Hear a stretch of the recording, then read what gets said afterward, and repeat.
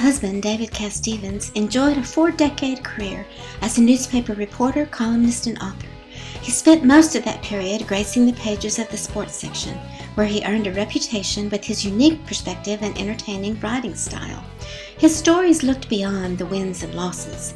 He found the humor in sports and the humanity in those who played it, from little leaguers to Olympic champions. David covered the spectrum of professional sports, including dozens of Super Bowls, the World Series, Indianapolis 500, Kentucky Derby, Masters and British Open golf tournaments, the NCAA Final Four basketball tournaments, championship prize fights, Wimbledon tennis tournaments, World Cup soccer, and 8 Winter and Summer Olympics. This digital story tells the legacy of a sensitive and clever writer who is also the best person I have ever known.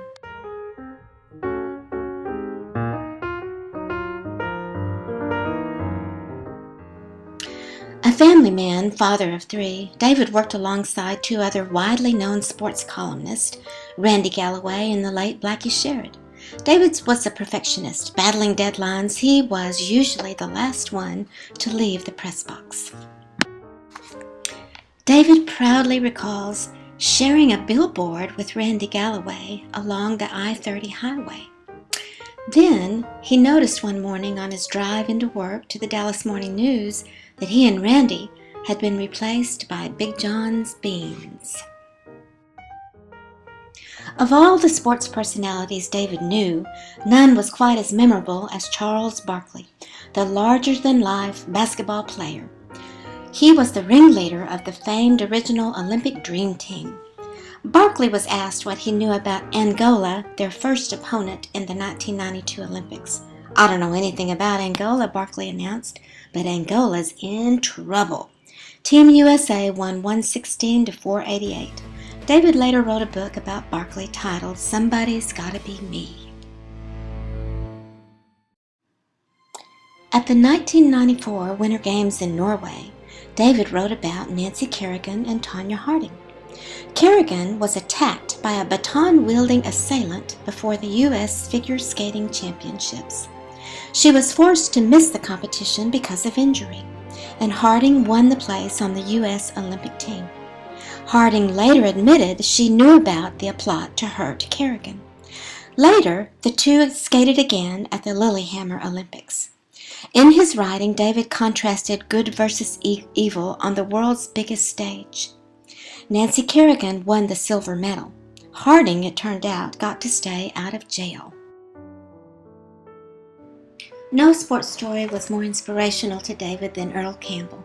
Campbell was born into poverty in Tyler, Texas, but he went on to win the Heisman Trophy at the University of Texas and later starred with the Houston Oilers.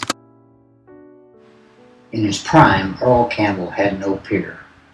Houston Oilers running back was an 18-wheeler roaring down a steep grade, horn blaring. He was king of the road. Earl didn't just carry the football, he transported it. Defenders awaited his arrival with the same feeling of vulnerability and dread that a rack of 10-pins must feel when it hears the drone of a bowling ball, growing larger and louder as it hooks thunderously toward the pocket. Oilers coach Bum Phillips ran Earl and ran him and ran him and ran him. He used his running back the way John Henry used a sledge, over and over again. Earl never complained. He could handle it. Earl was a steel-driving man. In 2002, David returned to Fort Worth as a senior writer for the Star-Telegram. Over the next 8 years, David wrote many inspirational stories about Texans, brave veterans, Fort Worth stock show stories, and many pieces highlighting unlikely celebrities for readers to enjoy and admire. I'm proud of my husband and of his fine writing that has honored the lives of others.